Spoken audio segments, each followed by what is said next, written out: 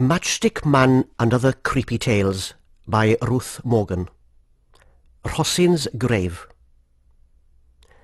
When I was 10 years old, my Uncle Jack took me out with the Clybiau08 men for the first and the last time. Why the first and last? Well, by the end of the night, we all swore that none of us would ever go again. Have you heard of the Clybiau08?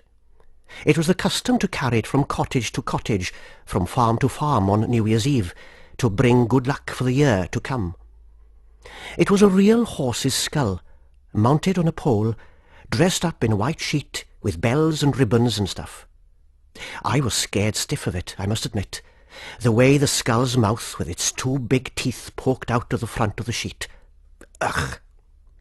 Well, anyway, despite my fear of the marry, I'd been on and on at Jack to take me with him. I suppose I felt I was missing out, stuck at home while they were out all celebrating. Finally, Jack said I could go as long as I was able to keep up. There were 12 of us, but I was the only youngster. We had to walk for miles, carrying this thing, but Mam had wrapped me up in loads of sweaters and scarves to keep out the cold. Jack would take the odd nip of whiskey, which he reckoned did the same job. So anyway, we'd been to 3 or 4 farms, and we were walking along this road, laughing and chatting, sometimes bursting into song. Each place we stopped at, the farmer's wife would offer us a drink, although nothing alcoholic for me, of course. Needless to say, Jack and his mates were in a very merry mood, but that was about to change. It was a frosty night. The sky was milky with stars, and the full moon, set in a creamy halo, poured down her light upon the road. The hedges glistened, and the air smelled sharp and icy. A little way along, we came to a place where a track led off sharply to the left, then back on itself down a steep hill. I knew there was a cottage at the bottom of this track, but I didn't know its name. "Uncle Jack," I said, "are we going to the cottage down there?" The men all stopped and turned to look first at me and then at the track. "Beth Rhosin," said Jack. "I don't know. What do you think, boys?" "Oh, there's new people down there now," said one of the others. "Just as well. It wasn't much good stood empty all those years." "Well, why not then?" chirped Jack. "It's a way of welcoming the new folk, whoever they are." "You're right, Jack."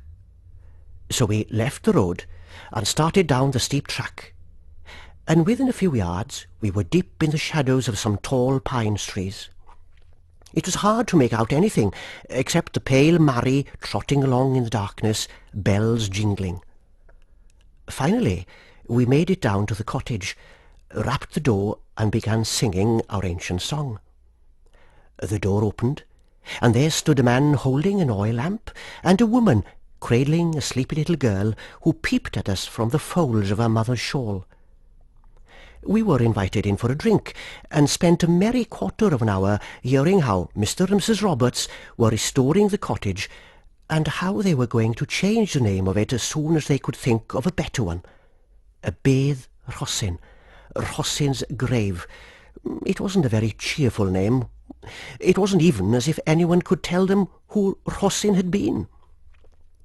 "Lovely folk," Jack declared, when we were back upon the road. "Hey, we'd better get a move on, boys. It's nearly midnight, and we're not even as far as Bryn yet," said one of his mates, with a loud belch.